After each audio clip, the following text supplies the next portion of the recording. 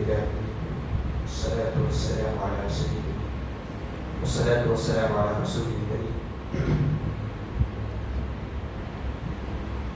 أعوذ بالله من الشيطان الرجيم. بسم الله الرحمن الرحيم.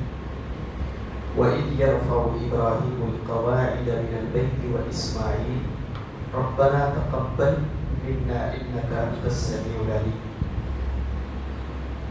ربنا وجعلنا مسلمين لك ومن ذريتنا أمة مسلمة لك وأرنا مناسكنا وتب علينا إنك أنت التواب الرحيم. سورہ بقرہ کی آیت نمبر 127, 28, 29 تک 3 آیتوں پر مشتمل ہے.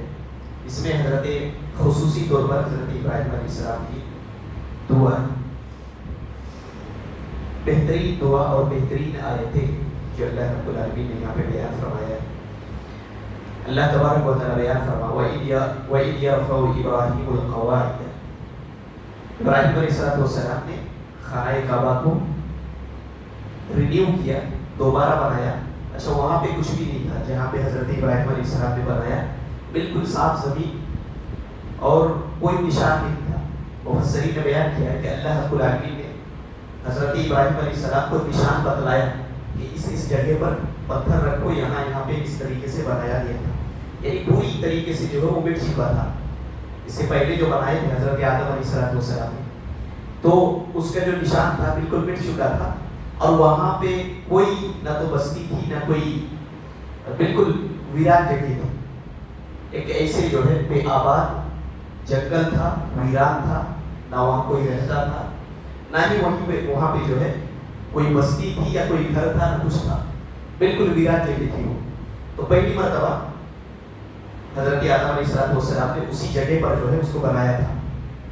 تو نشان نہیں تھا، تو اللہ رب العالمین نے بتلایا حضرت ابراہیم علیہ السلام کو اسی جگہ پر وہ بنا رہے تھے. تو اب خانہ کعبہ بنا رہے. تو اللہ تبارک و تعالی بیان فرما وَإِذْ يَرْفَعُ إِبْرَاهِيمُ الْقَوَاعِدَ. ابراہیم علیہ السلام اس کی بنیادیں بلند کرتے جاتے تھے. قواعد میں کہا جاتا ہے یعنی کہ جو بنیاد، دیوار جو ہے بنا رہے تھے. تو جیسے جیسے دیواریں کیا کرتے تھے، بناتے جاتے تھے، اس کو بلند کرتے جاتے تھے اور دعا بھی کرتے تھے ساتھ. اور دونوں ہی باپ بیٹے، صرف حضرت ابراہیم علیہ السلام ہی، دونوں ہی باپ بیٹے کیا کرتے تھے، خانہ کعبہ کی دیواریں جو ہے بلند کرتے جا رہے ہیں، بناتے جا رہے ہیں اور ساتھ میں دعا کر رہے ہیں.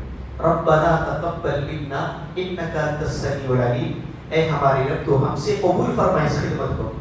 یہ تیرے لیے اور تیرے گھر کو جو ہم بنا رہے ہیں، اے اللہ تو اس خدمت کو قبول فرما. انک انت السمیع العلیم، تو سننے والا اور جاننے والا ہے. بہترین دعا ہے یہ حضرت ابراہیم علیہ السلام کی دعا. جب بھی آپ کوئی ایسا عمل کریں جو اللہ کے لیے خالص ہو، تو یہ دعا جو ہے ضرور کر لینا چاہیے کہ اللہ جو بھی میں نے تیرے لیے عبادت کی، یا جو بھی میں نے تیرے لیے خرچ کیا، یا جو بھی خدمت ہے جو میں نے تیرے لیے کیا ہے، اے اللہ تو اسے میری طرف سے کیا کر قبول فرما. بہترین دعا ہے ربنا تقبل منا انک انت السمیع العلیم.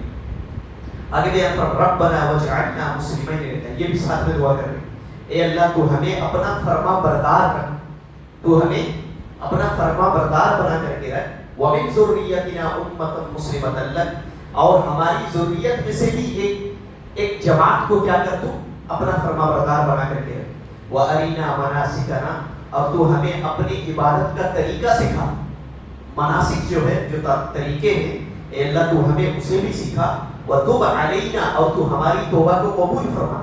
إِنَّكَ أَنْتَ التَّوَّابُ الرَّحِيمُ. اے اللہ تو بہت زیادہ توبہ قبول کرنے والا اور الرحیم تو بہت زیادہ رحم کرنے والا ہے. ربنا وبعث فیہم رسولا منہم یتلو علیہم. اور مزید یہ بھی دعا کی کہ اللہ تو انہی میں سے ایک رسول، انہی میں سے جو ہے یہ جو ذریت ہے میری ذریت میں سے ایک جماعت کو جو تو اپنا فرما بردار بنائے گا، تو انہی میں سے تو رسول بھی بھیجنا یتلو علیہم آیاتک، جو تیری آیتوں کو تلاوت کرے گا. ویعلمہم الکتاب والحکمہ. اور کتاب اور حکمت انہیں سکھائے گا. ویزکیہم. اور انہیں پاک کرے گا. انک انت العزیز الحکیم. اے اللہ تو بڑا غالب اور حکمت والا ہے. یہاں پہ جو ہے یہ دعا پر مشتمل ہے پوری تینوں آیتیں جو ہے اللہ تبارک و تعالیٰ یہاں پہ بیان فرمایا ہے. بہترین دعا ہے جو حضرت ابراہیم علیہ السلام نے اس وقت کیا تھا. لہذا ابن کثیر رحمہ اللہ لکھتے ہیں کہ حضرت ابراہیم علیہ السلام یہ خدمت یعنی اللہ کے لیے کر رہے تھے اور ساتھ ہی ساتھ وہ ڈر بھی رہے تھے. کیا ڈر رہے تھے کہ پتہ نہیں یہ خدمت اللہ کے یہاں قابل قبول ہوگی یا نہیں. تو دل میں خوف بھی تھا, اسی وجہ سے جو ہے وہ دعا کر رہے تھے. تو ساتھ میں یہ خدمت بھی ہو رہا ہے اور ان کے دل میں یہ خوف بھی ہے کہ اللہ تو ہماری اس خدمت کو جو ہے تو قبول فرمائے. تو ڈر بھی رہے اور ڈرتے ہوئے جو ہے حضرت ابراہیم علیہ السلام یہ دعا کر رہے. تو آپ ذرا اندازہ لگائیے کہ اتنے بڑے اللہ کے نبی ہیں اور جن کو اللہ تبارک و تعالیٰ نے خلیل اللہ کا اپنا دوست کہا ہے, وہ جب نیک عمل کرتے ہوئے اتنا ڈر رہے ہیں اور ڈرتے ہوئے جو ہے دعا کر رہے ہیں, تو آج ہمیں کتنا ڈرنے کی ضرورت ہے. آج ہمیں اپنے اعمال کا کتنا زیادہ جائزہ لینے کی ضرورت ہے. 2 وقت کی نمازیں پڑھ کے آج ہم جو ہے فری بیٹھے. آج ہمیں لگ رہا ہے کہ سب کچھ جو ہے ہم نے دنیا بھر کے سب کچھ ساری عبادتیں ہم نے کر ڈالی, لہذا 4 پیسے جو ہے اللہ کی راہ میں خرچ کر کے ہم بالکل معمول ہو جاتے ہیں. جبکہ اللہ رب العالمین نے قرآن حکیم کے اندر مومنین کی صفت بتلائی ہے کہ جب یہ خرچ کرتے ہیں والذین آتوا ما اوتوا, کہ جو ان کو دیا گیا ہے جب وہ دیتے ہیں وجلت قلوبہم, ان کے دل کیا ہے لہذا لرز جاتے ہیں ان کے دل کہ پتہ نہیں اللہ رب العالمین کے یہاں قبول ہوگا یا نہیں ہوگا.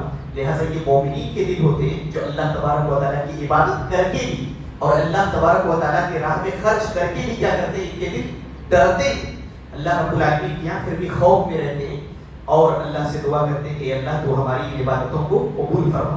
تو ہمیشہ ہمیں کیا کرنا چاہیے, عاجزی اختیار کرنی چاہیے. چاہے ہم نے کتنی بھی جو ہے پہاڑیں توڑ ڈالی ہے, عبادتیں کی ہیں, لیکن پھر بھی کیا کرنا چاہیے اللہ رب العالمین کے یہاں عاجزی بہت ضروری ہے, خشوع جو ہے بہت ضروری ہے. اللہ تبارک و تعالیٰ سے صرف عبادت کر کے معمول نہیں ہو جانا چاہیے, بلکہ عبادت آپ نے کیا تو اب اللہ سے دعا کرنا چاہیے کہ اے اللہ تو اس عبادت کو ہماری قبول فرما, اور اللہ رب العالمین کے سامنے خشوع اختیار کرنا چاہیے. یہ ابراہیم علیہ السلام اتنے بڑے نبی جد الانبیاء ہیں, لہذا یہ اللہ تبارک و تعالیٰ سے ڈر رہے ہیں اور دعا کر رہے ہیں.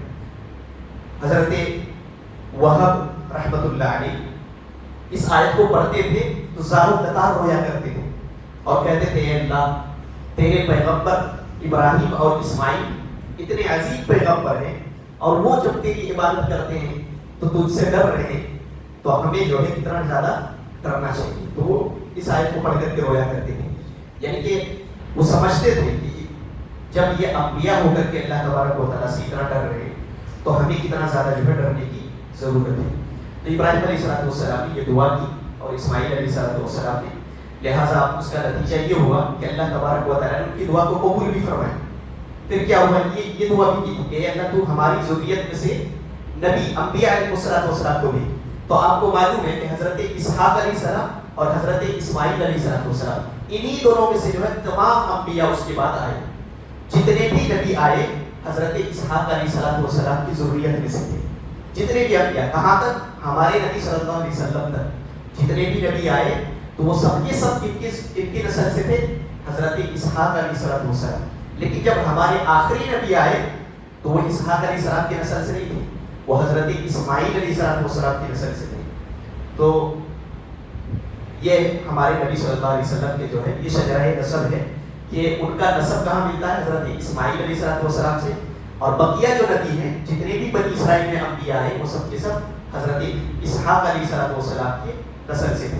اور یہ کن کے بیٹے, حضرت اسحاق علیہ السلام, یہ بھی ابراہیم علیہ السلام کے بیٹے, 2 بیٹے حضرت اسماعیل اور حضرت اسحاق. انہی کے جو ہے شجرہ نسب سے تمام انبیاء علیہ السلام آئے. تو یہ دعا بھی کیا ہے اللہ تبارک و تعالیٰ نے قبول فرمائی. اور اللہ کے نبی صلی اللہ علیہ وسلم جب آئے تو بذات خود کہتے تھے کہ میں اپنے باپ ابراہیم علیہ السلام کی دعا ہوں, جو اس وقت جو ہے ابراہیم علیہ السلام نے اللہ سے دعا کیا تھا, لہٰذا میں اسی دعا کا جو ہے نتیجہ ہوں. اور میں اسی وقت جو ہے خاتم الانبیاء لکھا گیا تھا اور میں خاتم المرسلین تھا جب حضرت آدم علیہ السلام ابھی پیدا بھی نہیں ہوئے تھے. اسی وقت جو ہے اللہ تبارک و تعالیٰ نے مجھے آخری نبی بنا دیا تھا اور خاتم المرسلین بنا دیا تھا. تو یہ بذات خود اللہ کے نبی صلی اللہ علیہ وسلم کہا کرتے تھے. تو انہوں نے دعا کی تھی. یہاں پہ اچھا ایک دعا میں یہ بھی شامل ہے وَتُوبْ عَلَيْنَا، اے اللہ تو ہماری توبہ قبول فرما، اِنَّكَ أَنْتَ التَّوَّابُ الرَّحِيمُ، تو بہت زیادہ توبہ قبول کرنے والا ہے۔ اس میں یہ طریقہ بتلایا گیا ہے کہ جب بھی ہم دعا کریں تو اللہ رب العالمین کی صفات کو جو ہے بیان کرنا چاہیے۔ جیسے آپ رحم کی دعا کر رہے ہیں تو کیا کریں گے؟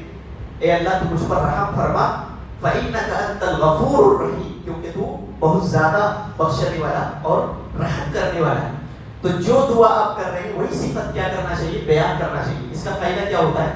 یہ ایک بطور وسیلہ کے کام کرتا ہے۔ کہتے ہیں نا کہ ہم فلاں کے وسیلے سے دعا کی ہے، قبر والوں کے پاس جا کر کے کہتے ہیں ہم قبر والوں کے وسیلے سے دعا کر رہے ہیں۔ تو وسیلہ کیا ہے؟ اسلام کے اندر جائز ہے، لیکن جائز وسیلہ اپنانا چاہیے۔ لہٰذا اللہ رب العالمین کے جو صفات ہیں ان صفات کا وسیلہ لینا چاہیے، یا نیک لوگ جو زندہ ہیں ان کے ذریعے سے کیا ہے دعا لے سکتے ہیں، ان کے وسیلے سے جو ہے دعا کر سکتے ہیں۔ تو جائز وسیلہ جو ہے لہٰذا ان کو اپنانا چاہیے، حرام کے پیچھے نہیں جانا چاہیے۔ مردوں کے پاس جا کر کے قبروں کو ان کا وسیلہ لے کر کے کہتے کہ ہم دعا کرتے ہیں، تو جو اللہ رب العالمین نے طریقہ بیان فرمایا ہے اس طریقے سے ہمیں دعا کرنا چاہیے۔ ابراہیم علیہ السلام کیا کر رہے ہیں؟ یہاں کہ گویا اللہ کی صفات کا وسیلہ لے رہے ہیں اور کیا کہہ رہے ہیں؟ اِنَّكَ أَنْتَ التَّوَّابُ الرَّحِيمُ، اے اللہ تو بہت زیادہ توبہ قبول کرنے والا ہے، تو ہماری توبہ کو قبول فرما، یہ صفت بیان کر رہے ہیں۔ تو اللہ رب العالمین کی ایک صفت کیا ہے؟ تواب ہے۔ تواب کے معنی کیا ہوتا ہے؟ بہت زیادہ توبہ جو ہے قبول کرنے والا، بہت زیادہ اللہ رب العالمین خوش ہوتا ہے۔ اور اس کی مثال کی اللہ کے نبی صلی اللہ علیہ وسلم نے دے کر کے بتلائی، کہا اللہ کے نبی صلی اللہ علیہ وسلم نے کہ ایک آدمی جو صحرا میں جا رہا تھا اور اس کا تمام سامان جو ہے اس کی سواری پر یعنی کہ اونٹنی پر تھا، لہٰذا وہ چل رہا تھا کہ ایک درخت کے نیچے جا کر کے وہ سو جاتا ہے، لہٰذا ایک درخت کے نیچے جو ہے وہ سو جاتا ہے، تو سونے کے بعد کیا دیکھتا ہے کہ اس کی سواری گم ہو گئی، یعنی اس کے تمام ساز و سامان اور تمام جو ہے زاویرات جو اس کے اندر تھا وہ سب کچھ لے کر کے اس کی سواری کیا ہے وہاں سے غائب ہو گئی، وہاں سے گم ہو گئی۔ اب یہ پریشان ہو جاتا ہے کہ یہاں جو ہر طرف صحرا ہی صحرا ہے، یہاں نہ کوئی بستی ہے نہ سامنے کوئی جو ہے آبادی ہے۔ اب وہ کیا کرتا ہے کہ لہٰذا مایوس ہو جاتا ہے اور ڈر کر کے کہ اب تو میری موت پکی ہے، کیونکہ اس صحرا سے نکلنا بغیر سواری کے ناممکن، کہاں تک میں چلتا رہوں گا، لہٰذا جدھر بھی دیکھے تو ہر طرف صحرا ہی صحرا ہے۔ لہٰذا ابو کیا کرتا ہے؟ مایوس ہو کر کے پھر اسی درخت کے نیچے آ کر کے سو جاتا ہے۔ پھر جب آنکھ کھلتی ہے تو دیکھتا ہے کہ اس کی سواری جو ہے اپنے ساز و سامان کے ساتھ اسی جگہ پر موجود ہے جہاں سے وہ گم ہوئی تھی۔ لہٰذا وہ خوشی کے مارے اچھلتا ہے اور اتنا زیادہ خوش ہوتا ہے کہ اس کی زبان سے نکلتا ہے اور کہتا ہے اے اللہ میں تیرا رب ہوں اور تو میرا بندہ ہے۔ کیا کہتا ہے؟ میں تیرا رب ہوں اور تو میرا بندہ ہے، یعنی خوشی کی وجہ سے اس کی زبان جو ہے پلٹ جاتی ہے اور خوشی کے مارے اسے کہتا ہے کہ میں تیرا رب ہوں اور تو میرا بندہ ہے۔ تو اللہ کے نبی صلی اللہ علیہ وسلم کہتے ہیں کہ وہ اس وقت جتنا زیادہ خوش ہوتا ہے کہ اس کی سواری واپس مل جاتی ہے اور اس کی جان میں جان آ جاتی ہے اور اس کو پوری ایک زندگی جو ہے پھر سے نظر آنے لگتی ہے، اور جتنا زیادہ خوش ہوتا ہے تو ایسے ہی اللہ تبارک و تعالیٰ کی طرف جب کوئی پلٹتا ہے اور توبہ کرتا ہے اور کہتا ہے اے اللہ میری توبہ، اے اللہ میں توبہ کرتا ہوں، تو اتنا زیادہ اللہ تبارک و تعالیٰ خوش ہوتا ہے اس اونٹ والے کی طرح۔ یہ اللہ کے نبی صلی اللہ علیہ وسلم نے مثال دے کر کے بتائی۔ تو اسی لیے جو ہے اللہ تبارک و تعالیٰ کی ایک صفت کیا ہے؟ تواب ہے، بہت زیادہ توبہ قبول کرتا ہے۔ تو ایسا ہو ہی نہیں سکتا کہ کوئی آئے اللہ کے در پہ اور کہے اللہ میں توبہ کر رہا ہوں، خالص دل سے، سچے دل سے، اچھے یعنی کہ سچے دل سے توبہ ہونی چاہیے۔ تو ایسا نہیں ہو سکتا کہ اللہ رب العالمین اس کی توبہ قبول نہیں کرتا ہے۔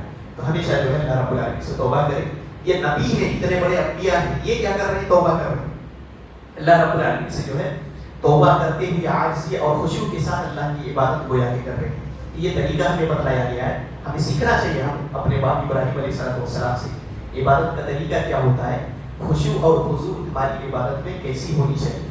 تو عبادت کر کے معمول نہیں ہو جانا چاہیے، ہمیشہ اللہ سے دعا کریں کہ اللہ جو بھی ہم نے جیسی بھی عبادت ہو، ٹوٹی پھوٹی جیسی بھی روحی صوفی ہم نے عبادت کی ہے، اللہ تو اسے قبول فرما، جس طرح کی بھی عبادتیں ہیں۔ تو عبادتوں کا قبول ہونا بھی اللہ رب العالمین کے یہاں بہت ضروری ہے۔